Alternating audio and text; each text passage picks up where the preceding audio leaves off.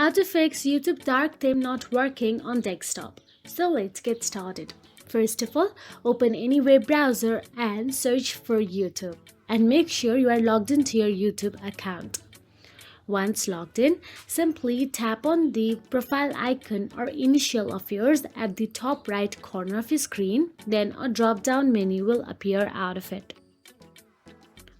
Now, from the drop-down, simply tap on the appearance option available there.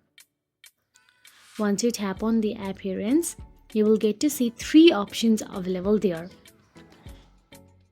Use device, system or light theme or dark theme. Simply tap on the dark theme option available there and your YouTube will change into the dark theme on desktop.